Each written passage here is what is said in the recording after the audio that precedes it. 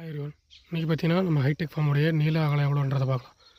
இதோடைய நீளம் பார்த்தீங்கன்னா 28 அடி, அகலம் பார்த்தீங்கன்னா 18 அடி. அதேமாதிரி பார்த்தீங்கன்னா இது ஒன் சைடாக அமைச்சிருக்கு, ஏ ஃப்ரேம் மாதிரி கிடையாது, ஒன் சைடாக இருக்குது. ஸோ இந்த சைடில் நீங்கள் இப்போ இந்த ஃப்ரண்ட் சைடு இப்போ நீங்கள் பார்த்துட்டு இருக்கீங்க இல்லையா, அந்த சைடில் ஹைட் பார்த்தீங்கன்னா 13 அடி, அதுக்கு ஆப்போசிட் சைடில் பார்த்தீங்கன்னா 9 அடி. இதில் வந்து பார்த்தீங்கன்னா 750 பெட்டு, 750லேருந்து 800 பெட் வரைக்கும் போடலாம். ஸோ நான் பிளான் பண்ணியிருக்கிறது பார்த்தீங்கன்னா 700 பெட்டு.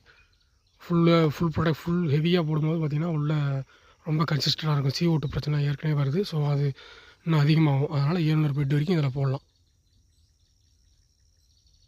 அப்படி கூலிங் பெட் செட்டப்பும் நான் காமிக்கிறேன். ஸோ நம்ம சேனலை சப்ஸ்கிரைப் பண்ணி வச்சுக்கோங்க. அடுத்தடுத்த ஷார்ட்ஸில் வந்து பார்த்திங்கன்னா எவ்வளோ காஸ்ட் ஆச்சு, கூலிங் பெட்லாம் எப்படி செட்டப் பண்ணணும் அப்படின்றது எல்லாமே ஃபுல் நான் உங்களுக்கு எக்ஸ்பிளைன் பண்ணுறேன். இதுதான் கூலிங் பெட் செட்டப்பு. இங்கே பாரோல் உள்ள தண்ணி இருக்குது, இங்கேருந்து மோட்டரில் பம்ப் ஆகிட்டு ஸோ அந்த பேட் ஃபுல்லாக கூலிங் ஆகிட்டு போகும்போது உள்ள கூலிங் ஈஸியாக மெயின்டைன் ஆகும்.